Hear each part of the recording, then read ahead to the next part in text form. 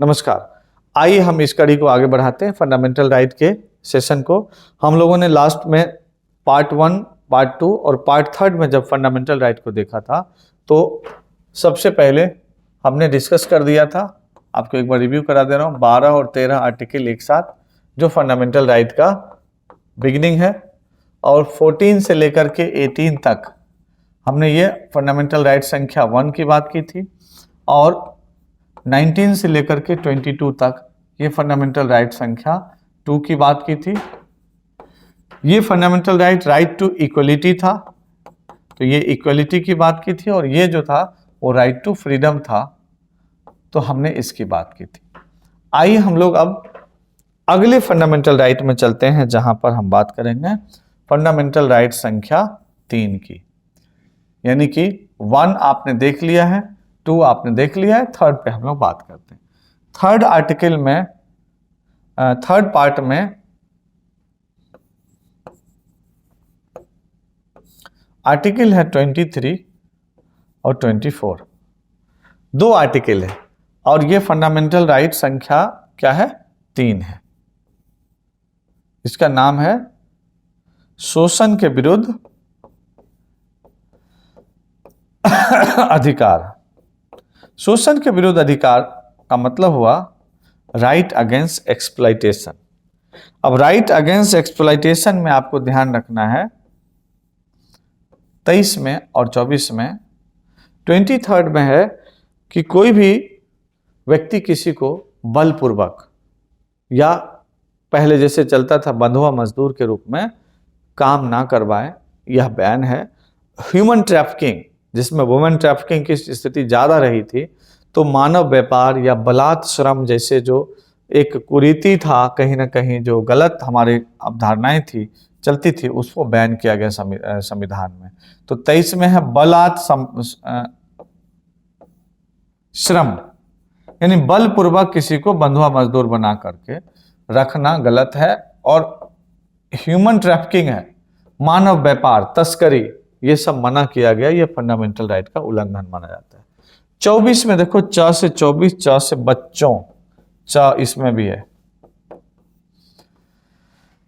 Child labour से related है, जिसमें कहा गया कि किसी भी 14 वर्ष से कम आयु के जो बच्चे हैं उसको किसी ऐसे जगह पे जहां उसके लिए खतरा है काम करना वर्जित है। यानी आप देखते होंगे हर चाय की दुकान, गली मोहल्ले और कहीं पर भी कोई ऐसी जगह नहीं है जहां कोई न कोई छोटू काम करते हुए नहीं मिल जाता है। थोड़ी देर के लिए उसको मान भी लिया, लेकिन कई फैक्ट्री ऐसे हैं जो डेंजरस है, कई ऐसे प्लेस हैं जो डेंजरस है, बैन किया गया वहां पर चाइल्ड लेबर को किसी भी तरह से करवाना। तो ये 24 में बच्चों से रिलेटेड है। शोषण दो ही लोगों का ज्यादा रहा है, जो बंधुआ मजदूर रहे वो। ह्यूमन ट्रैफिकिंग यानी कि मानव व्यापार, बेच दिया। कई बार होता है कि वुमेन्स को लेकर ज्यादा ये स्थिति रही, देश में तरह तरह की घटनाएं आती रही, और ये बच्चों, इन दोनों को शोषण के विरुद्ध अधिकार सौंपा गया। अब आ जाता है चौथा अधिकार, 4th, जिसमें कहा जाता है कि आर्टिकल 25 से लेकर के 28 तक है। 25, 26, 27 और 28, और इस राइट को कहा जाता है 1, 2, 3 और 4 आर्टिकल है। इसको कहा जाता है धार्मिक स्वतंत्रता का अधिकार। धार्मिक स्वतंत्रता। अब आपको ध्यान रखना है कि जो धार्मिक स्वतंत्रता है, इसका क्या मतलब हुआ। यानी कि एक सेकुलर कंट्री में, भारत एक पंथ निरपेक्ष राज्य है, तो एक सेकुलर कंट्री में कोई भी व्यक्ति किसी भी धर्म को अबाध गति से मान सकता है बिना किसी बाधा का। यानी कि आपकी मर्जी, आप सुबह में उठे, मंदिर से निकले, दोपहर गए, नमाज पढ़ लिए, आपका मिजाज फिर गया, कल होकर फिर चर्च से लौट रहे हैं, आपका मर्जी है, आप जाइए, आपको जिसमें रहना रहिए। आपकी आस्था होनी चाहिए। किसी कारण या किसी चीज से बचने के लिए अगर धर्म परिवर्तन कर रहे हैं तो कोर्ट भी है, दिक्कतें आ सकती है, बट नॉर्मली आप किसी भी धर्म को अबाध गति से, बिना किसी रजिस्ट्रेशन को, किसी भी धर्म को मानने के लिए आप स्वतंत्र हैं, है ना। इसके लिए कहीं कुछ करवाना नहीं पड़ता है, कोर्ट से आपको कागज नहीं बनवाना पड़ता है कि आप हिंदू हैं या मुसलमान हैं, ये ध्यान रखना है। 26 में है कि आप धर्म तो मान तो लिए, उसका मैनेजमेंट करने का भी अधिकार है आपको, यानी कि आपको कांवड़िया बनने का अधिकार है, कांवड़ निकालिए। आपको अपने धर्म को मैनेज करने के लिए हज यात्रा निकालिए। आपको किसी भी तरह से किसी भी धर्म में गुरुद्वारा कमेटी है, हर व्यक्ति को अपने धर्म, अपनी आस्था को मैनेजमेंट करने का अधिकार संविधान देता है। आर्टिकल 26 के तहत वह उसका प्रचार प्रसार कर सकता है। तो मानना, प्रबंधन करना या उसका प्रचार प्रसार करना, ये सब आप कर सकते हैं। 27 में है टैक्स। संविधान कहता है कि रिलीजियस वर्क जो है उस पर आर्टिकल 27 के तहत आपको टैक्स देना अनिवार्य नहीं किया गया। आप टैक्स फ्री रख सकते हैं रिलीजियस वर्क को, इसलिए कि वह किसी विशेष धर्म के, किसी भी, चाहे हिंदू, मुस्लिम, सिख, ईसाई जो भी हैं, किसी भी धर्म के विकास के लिए है। उसकी सांस्कृतिक जो परंपरा है, जो चलती चली आ रही है, उसको मेंटेन करने के लिए है, उसको किया जाए। हालांकि इसको लेकर के गुरुद्वारा कमेटी ने अभी उस पर बचने वाले लंगर पे जो टैक्स लगाया गया उसके सामान पे, उसको लेके विवाद भी चल रहा है कि जब हमें ऐसा मामला मिला हुआ है तो क्यों लगाया गया। हालांकि वो मैटर अभी विवादों में है। फिलहाल आप ये जान लीजिए कि धार्मिक कार्य टैक्स फ्री होता है। बाबाओं के पास इतनी अर्जित संपत्ति है, पता ही है आपको, टैक्स फ्री है। 28 में कह रहा है कि धार्मिक प्रार्थना सभा, धार्मिक एक्टिविटी आप वैसी ही जगह पर कर सकते हैं जो प्राइवेट हो। सरकारी संस्थानों में किसी भी प्रकार का किसी विशेष धर्म की एक्टिविटी मनाही की गई है कि वह गलत होगा, क्योंकि सार्वजनिक चीजें एक सेकुलर नेचर को, सेकुलर सेंटिमेंट को शो करने के लिए है। सरकार आपको किसी विशेष धर्म के लिए नहीं कहता है। तो सार्वजनिक यानी कि सरकारी संस्थानों में आप किसी भी प्रकार की धार्मिक एक्टिविटी विशेष धर्म को लेकर के नहीं कर सकते। प्राइवेट में कीजिए, आपने अपना कॉलेज स्कूल खोल रखा है, वहाँ कर सकते हैं। सेंट जेवियर है या गुरुकुल है या अलग अलग तरह मदरसा है, आप उसमें जो करना है कीजिए। लेकिन जो गवर्नमेंट द्वारा चलाए गए सरकारी संस्थान है जहाँ पे सभी धर्म के बच्चे पढ़ते हैं, वहाँ किसी विशेष धर्म को अधिकार नहीं मिलता है, बैन किया गया उसके लिए। ये था 28। अब देखिए 29 और 30, फंडामेंटल राइट संख्या 4। यह कहता है 29 और 30, यह संस्कृति एवं शिक्षा संबंधी अधिकार है। संस्कृति एवं शिक्षा संबंधी अधिकार, cultural and educational right for minorities. अल्पसंख्यकों के लिए है कि भारत में कहा जाता है कि आज़ादी के समय जब अल्पसंख्यक यहाँ रह गए थे और रहने की इच्छा जताए, तो माना गया कि कहीं बहुसंख्यक हिंदू समुदाय के बीच में यह अपने आप को अकेला महसूस ना करे, डरा हुआ महसूस ना करे, या फिर इनको ये ना लगे कि इनका शोषण होगा। उस कंडीशन में इनके लिए संविधान में 2 आर्टिकल दिया गया। संवैधानिक तौर पर कानूनी वादा किया गया कि आप यहाँ रहते हैं तो भारत एक सेकुलर कंट्री होने के नाते आपके हितों का भी संरक्षण करेगा। यह भारत संवैधानिक तौर पर वचन देता है। 29 में आर्टिकल में है कि कोई भी अल्पसंख्यक समुदाय अपनी संस्कृति की रक्षा हेतु, उसको बढ़ावा देने हेतु, उसके प्रचार प्रसार, उसके विकास पर बल देने हेतु कोई भी एक्टिविटी करती है तो सरकार उसको सेफ्टी देगा, सुरक्षा देगा कि ये ना हो कि उसको लेकर किसी तरह का दूसरा ग्रुप विवाद कर दे या कोई बहुसंख्यक समुदाय विवाद करे।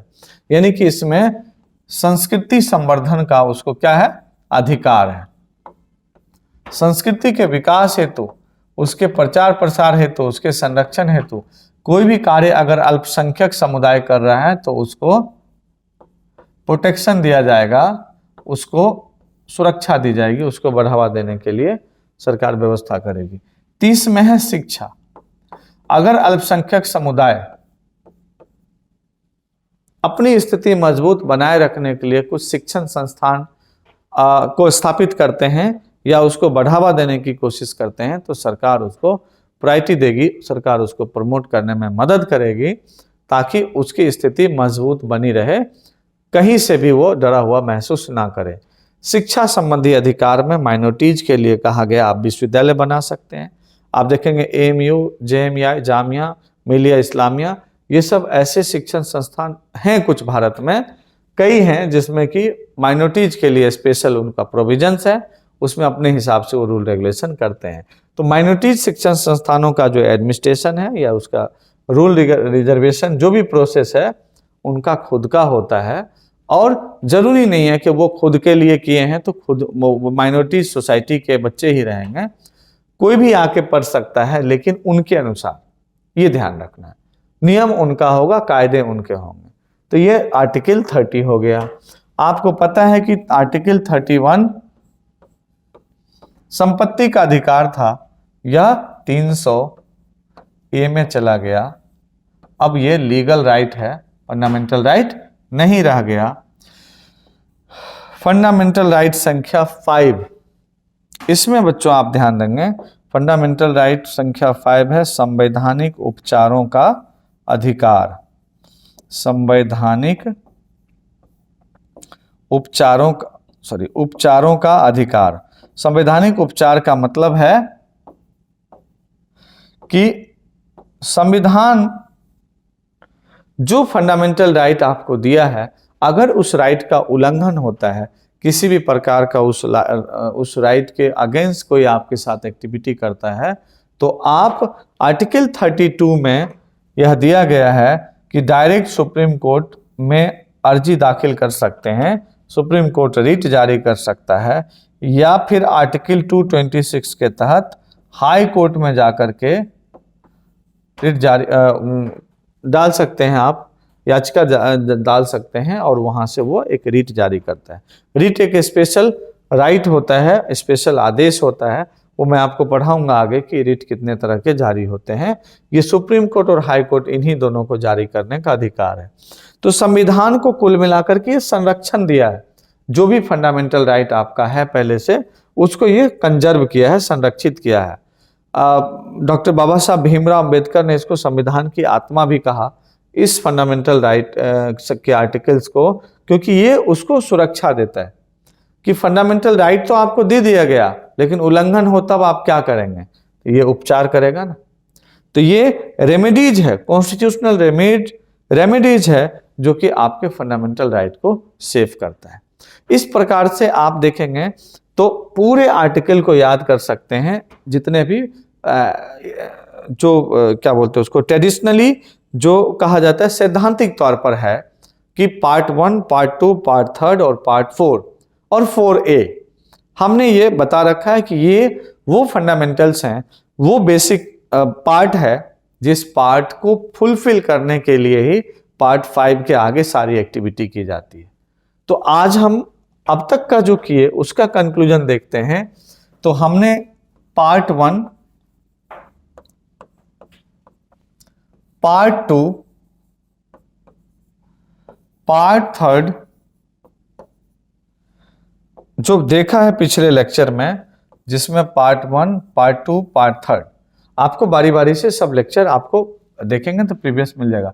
पार्ट 1 में आर्टिकल 1 से लेकर के 4 तक है, ये आर्टिकल है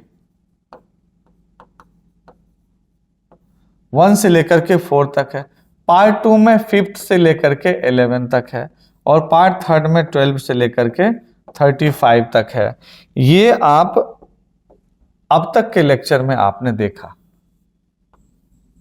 हमने किसी लेक्चर में पार्ट 4 की भी चर्चा कर दी है, आप उसको देखेंगे तो प्रीवियस वीडियो में कहीं मिल जाएगा या आगे मिलेगा, जिसमें 36 से लेकर के 51 तक, 36 से लेकर के 51 तक कैसे याद किया जा सकता है उसको आप कर सकते हैं। Part 1, part 2, part 3, part 4। Part 1 में इंडिया एक कैसे फेडरल स्ट्रक्चर में है और उसकी टेरिटरी कौन कौन से हैं, यानी भारत और संघ राज्य क्षेत्र जितने हैं उसके वो। फिर भाग 2 में है नागरिकता, 3 में है फंडामेंटल राइट यानी मौलिक अधिकार, और 4 में है DPSP। यानी कि हम इसमें कहें तो संघ राज्य क्षेत्र,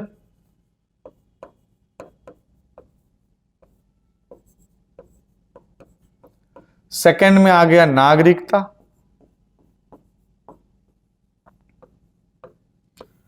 थर्ड में आ गया मौलिक अधिकार,